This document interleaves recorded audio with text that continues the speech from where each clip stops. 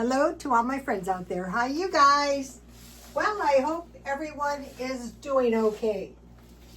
This video is food storage for 3 days of darkness, or just 3 days before payday, or just for saving money. What I'm doing is I'm going through everything I do and I'm saying, is there a cheaper way I can do this? Okay, this is Ralph's Diet Cola. This is cheap. So, the thing about the 3 days of darkness is you probably were really not going to be able to go outside.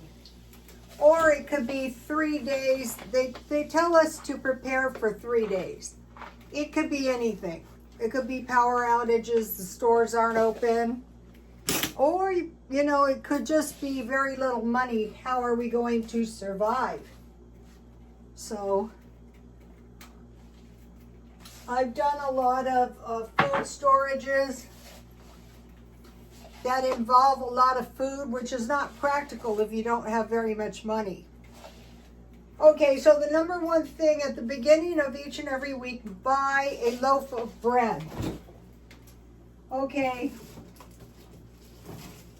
I recently discovered the $5.99 loaves of bread are marked down a lot of times at Ralph's for $3.99. And one of these pieces of bread will make a good sandwich. So if you don't have very much money, it's better to maybe pay a little bit more money for the bread. Or just go to the markdown bin at the back of the store. I'm sure all the Ralphs have them. Okay, number one thing is peanut butter. And I buy these at Ralph's. So you have for breakfast peanut butter and bread and maybe some tea.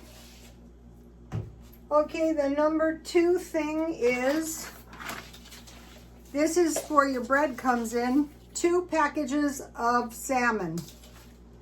Oh, let me put the bread out here. The bread is key.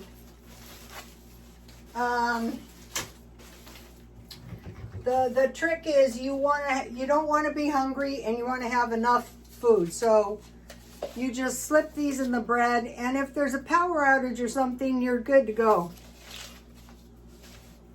And if you're worried about these breads going stale, stick them in the freezer. Okay, 2 packages of tuna. So right there we have 4. 1 can of deviled ham. This makes 2 sandwiches, so that's 6. And 1 can of sardines. That is 7. So this is just a little box of food. Okay, then let's see. 1 can of chili. So what I do is I try to get the good ones on sale. So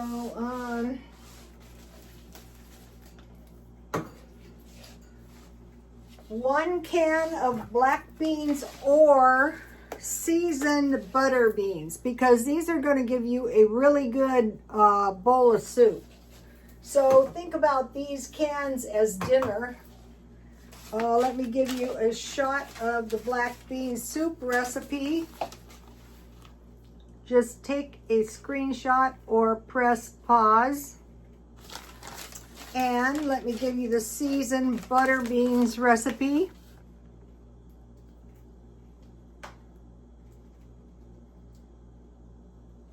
And then I want to talk to you about the emergency flatbread I bought. Okay, I discovered that some of the people that make this flatbread use self-rising flour, but you can make your own self-rising flour, and I think it turned out a lot better too. 1 cup flour, 1.5 teaspoons baking powder, and 1/4 teaspoon salt. So here is the recipe, and I will be making this again, and I will be turning my flour into self-rising flour. So this way you're always going to have bread. If you don't have flour, you have oatmeal, you have barley, you have rice. Okay. So those are three good recipes. 1 box of macaroni and cheese. I bought this for $1.99, the good one. And 1 box of chili mac.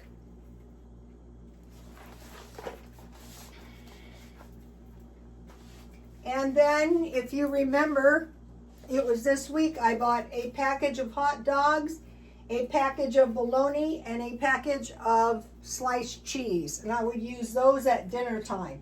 This is for 1 person. And then I have 1 package of trail mix, and that contains papitas, almond, peanuts, dried cherries, dried cranberries, and walnuts. Okay, and then I fit all of these in a little box, so you can see it's not going to take up too much space. So if you're new to stockpiling and you think you're thinking to yourself, I don't have any money, just start working these into your diet a little bit each week, so that you can survive if there's a power shortage or some kind of disruption. Okay, now, so then, if nothing else, start getting into this habit. Okay, 1 box of tea, and this is the Dollar Tree coffee. This is 30 cups. I don't know if they have this anymore.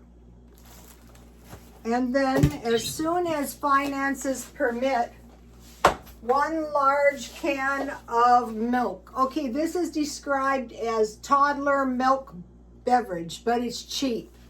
So I looked. Dry sweet whey, non-fat milk, palm oil, soybean oil, and milk fat. So although it's not the most desirable, the thing, you have bread and milk, tear your milk up, or your bread up, put some milk on it with some sugar, not rye. I just happen to have rye this week. Here, I'll give you a shot of the ingredients. But I would rather have these nice big cans. I think I figured out for 1 cup per day, it'd be about 6 or 8 of these cans. But really, you need 2 cups a day. Okay, so that is what I would do. What would the typical food bank do? Number 1 thing is produce. Okay, you can buy produce at Ralph's.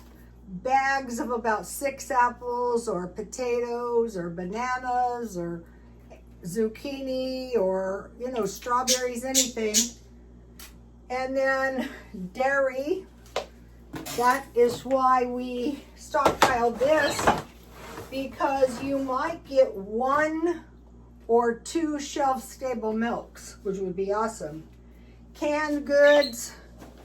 Okay, I would go for corn, peas. I mentioned to you guys that I make pea soup, and green beans. So 2 green vegetables and corn. Okay, and then so for canned goods, and then I would just buy a big fruit juice.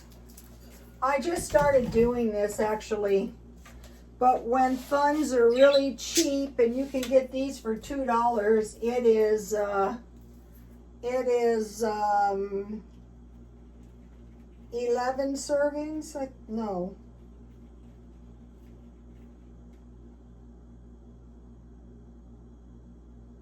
$16 servings. I don't know how many ounces that would be, but you're going to get through 3 days.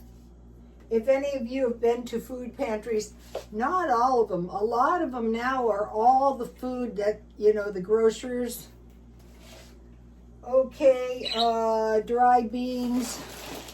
Of all the beans, I'd rather eat these. Great Northern beans. If you have a tablespoon of bacon grease and salt and pepper and onions and garlic, you can get by. Rice, I just had this rice. But you can buy these at all of these at Dollar Tree. And then cereal. So this is like the cereal, but I buy these, as you can see, marked down very, very cheap. When I see them marked down very, very cheap, I have these in a box over here too. And so this month, when I am going to be doing the $30 food box, I'm going to be keeping this stuff in mind. Not the milk, because, you know, I have a big one. So we'll see what I come up with. What I do is, if I'm at the store anyway, I take a look and see what I can see. Okay, now I want to talk about this channel, Little Promises. And she is a prophet, and she goes all over, not just the U.S., I mean all over, preaching the gospel. And she has she makes a lot of good points. And she talks about preparedness, and she also talks about if you have to evacuate, just leave. But one of the tips I got from her channel was kitty litter in a bucket. So if it's 3 days of darkness and you have like maybe a porta potty if you're lucky, otherwise just a bucket. And I found the kitty litter for $1.25. I wouldn't be using my water to flush the stuff down the toilet. Now there's a thing, the great falling away. So at the end of times, we're going to have wars, rumors of wars. We're going to have an antichrist. But before all that happens, the gospel of Jesus Christ. And this is another thing, prophets who don't like to say this name, Jesus. But there's going to be a great falling away. There's going to be the Antichrist who's going to fake everybody out. But I don't believe that is the real great falling away. The real, in my opinion, it would be, and I started to see this too, all the religions are the same. God is God. God of these people, God of these people. It's all an all-inclusive religion, which could set us up for a worldwide religious leader and the Antichrist, or the Antichrist could be the religious and the military leader. And another thing is, a lot of people are referring to the U.S. as the Babylon the Great. Personally, I do not believe that the U.S. is Babylon the Great. I think that's just plain rude anyway. So, Babylon, like if you're a fundamentalist, what does Babylon mean? Babylon means Babylon, not the United States. So if you read it for the literal meaning, you're not going to get as screwed up. And also the Chinese people have not all received the word of God of Jesus Christ, because think about yourself. Do you watch Chinese videos? I don't. If I did, I wouldn't know what they were saying. But furthermore, I have no access. And the church is a little bit in China, but nowhere near all of China. So until every place has a chance to hear and accept, reject, there can't be a great falling away yet. So that's my opinion. Also, I do not think this is the end. I mean, even if we get into World War III, even if California, if we do have a tectonic slip, though, it's a good idea just evacuate very quickly. They might know that it's coming and warn us. And then the other thing we cannot withstand is floods and fires. So if it's another thing we cannot withstand is no water. So now we're seeing these famines because the famines are caused by war and drought. So we're seeing very bad droughts. We have some pretty low water levels here. California right now is in a drought. And so I was notified that I was using too much water. And I thought, my God, I am using too much water. So I thought about what I was doing, and I'm thinking, well, I was watering my garden. So what I started doing is watering each plant with a bucket. And I don't want myself tagged for anything negative.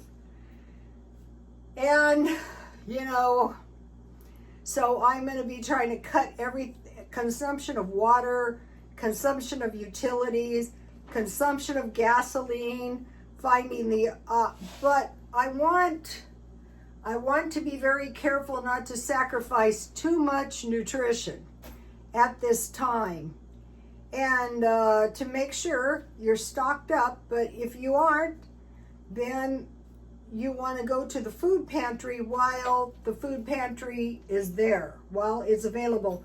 So we're cutting the SNAP benefits a little bit, but it seems like here there's plenty of food so far at the pantries. And so since there's these SNAP cuts, I won't be going to the food pantry because maybe, you know, there's going to be a lot of families. I'm not sure. So, okay, you guys, that's it. I will see you tomorrow. Please like, comment, and subscribe. And God bless you all. Bye-bye.